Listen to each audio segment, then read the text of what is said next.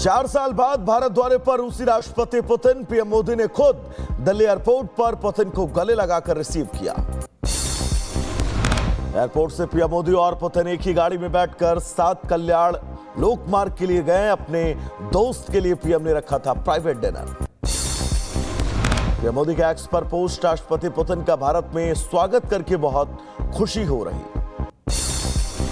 Kremlin ने कहा PM Modi ने प्रोटोकॉल तोड़कर राष्ट्रपति पुतिन को एयरपोर्ट पर खुद रिसीव करने के फैसले ने चौंकाया। पुतिन ने पीएम मोदी के साथ उनके आवास पर किया रात्रि भोज। 7 लोक कल्याण मार्ग पर भोज का आयोजन। राष्ट्रपति पुतिन और पीएम मोदी के बीच 3 घंटे तक चली बातचीत। दोनों नेताओं ने कई वैश्विक मुद्दों पर चर्चा भी की। राष्ट्रपति पुतिन को पीएम मोदी ने रूसी भाषा में गीता की कॉपी भेंट की। पीएम मोदी ने पोस्ट में लिखा, गीता की शिक्षाएं दुनिया भर के लिए प्रेरणा। पीएम मोदी के साथ डिनर करने के बाद आईटीसी मौर्य होटल में पुतिन ने किया रात्रि विश्राम। 8 दशक पुरानी दोस्ती को और मजबूत करना यात्रा का उद्देश्य। पीएम मोदी ने एक्स पर किया पोस्ट, भारत और रूस के संबंध हर कसौटी पर खरे उतरे। दोनों देशों के लोगों को बहुत फायदा होगा। आज राष्ट्रपति भवन में रूसी राष्ट्रपति का गार्ड ऑफ ऑनर से होगा औपचारिक स्वागत। यहां से राजघाट जाएंगे पुतिन। मोदी और पुतिन के बीच आज हैदराबाद हाउस में होगी बैठक। 23वीं भारत रूस शिखर बैठक, कई अहम मुद्दों पर होगी इसमें चर्चा। मोदी पुतिन की इस बैठक में रक्षा, ऊर्जा, व्यापार, प्रौद्योगिकी, अंतरिक्ष सहित कई महत्वपूर्ण समझौतों पर हस्ताक्षर होने की उम्मीद। भारत रूस बिजनेस फोरम को संबोधित करेंगे मोदी और पुतिन। भारत मंडपम में बिजनेस लीडर से करेंगे मुलाकात। यूरोपियन इकोनॉमी यूनियन के साथ फ्री ट्रेड एग्रीमेंट पर भी हो सकती है चर्चा। 2030 तक $100 बिलियन तक द्विपक्षीय व्यापार ले जाने का उद्देश्य। राष्ट्रपति पुतिन के स्वागत में प्रधानमंत्री आवास की विशेष तौर पर सजावट की गई। कॉरिडोर में रेड कारपेट बिछाया गया। दोनों तरफ भारत और रूस के झंडे नजर आए। पीएम मोदी ने राष्ट्रपति पुतिन से पीएम आवास में की मुलाकात। कुछ खास तस्वीरों को किया साझा। पीएम ने लिखा, राष्ट्रपति पुतिन का 7 लोक कल्याण मार्ग पर स्वागत। रूसी रक्षा मंत्री के साथ बैठक में बोले राजनाथ, कहा तकनीक और रक्षा में रूस भारत का रणनीतिक साझेदार। रक्षा मंत्री राजनाथ सिंह और रूस के रक्षा मंत्री आंद्रेई बेलोसोव ने नेशनल वॉर मेमोरियल पर पुष्पांजलि अर्पित की।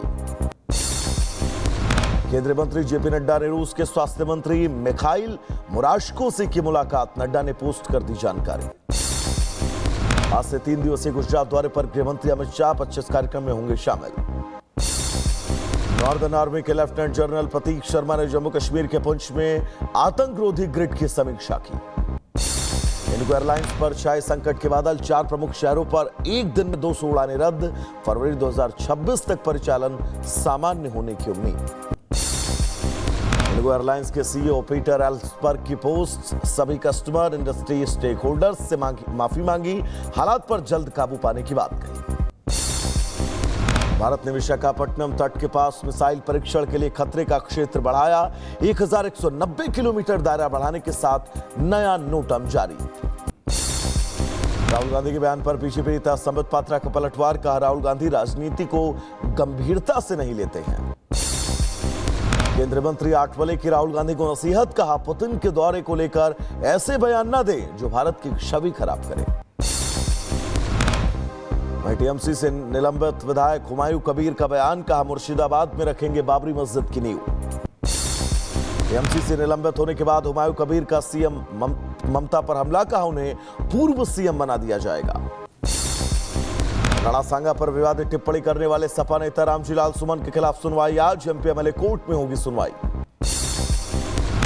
राज्यसभा में टीएमसी सांसदों का वॉकआउट। वित्त मंत्री पर बंगाल के बारे में सदन को गुमराह करने का आरोप। यूपी के रायबरेली में राज्य मंत्री दिनेश ने दिव्यांगों को बांटे सहायता उपकरण। रामपुर में जेल में बंद आजम खान और अब्दुल्ला ने परिवार से मिलने से किया इनकार। पत्नी बेटे खाली हाथ लौटे।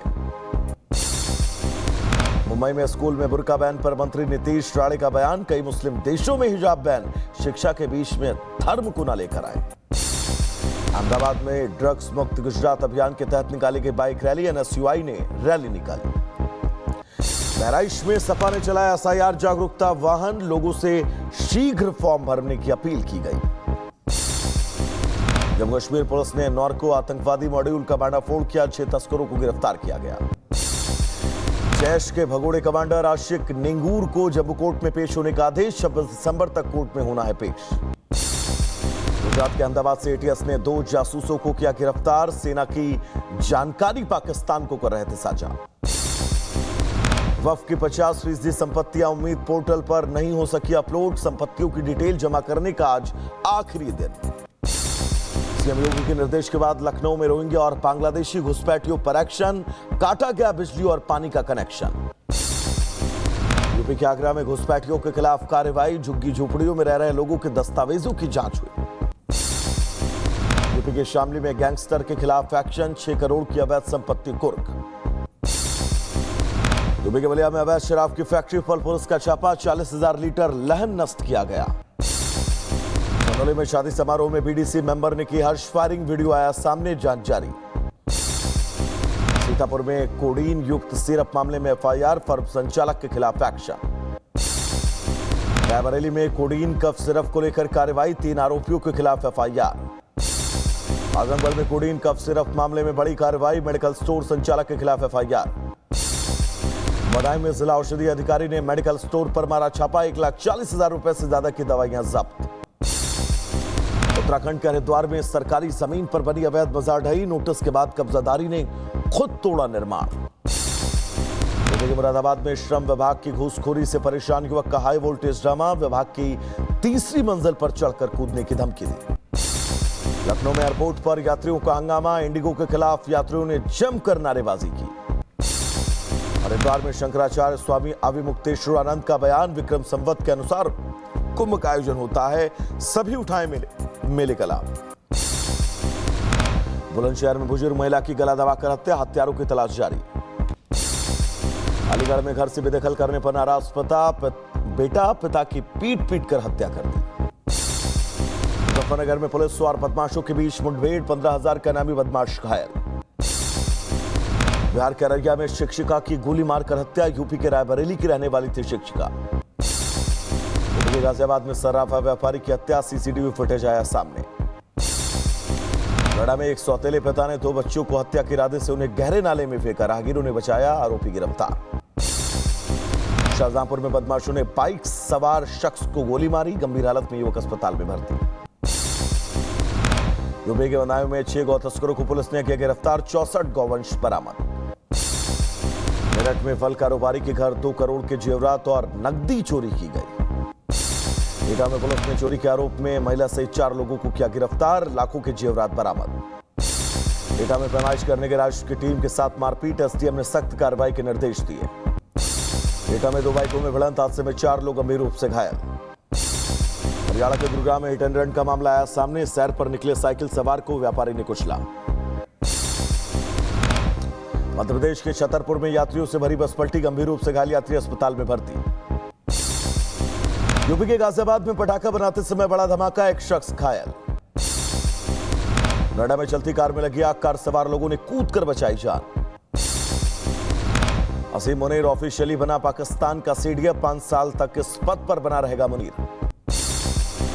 असीम मुनीर 5 साल के लिए पाक का सीडीएफ घोषित, राष्ट्रपति आसिफ अली जरदारी ने पाक पीएम के प्रस्ताव को मंजूरी दी।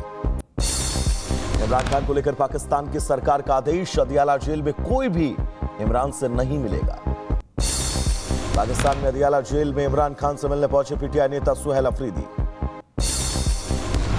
यूएस कांग्रेस का पाकिस्तान के बड़े अधिकारियों का वीजा प्रतिबंधित करने की मांग, 44 अमेरिकी सांसदों ने लिखा लेटर।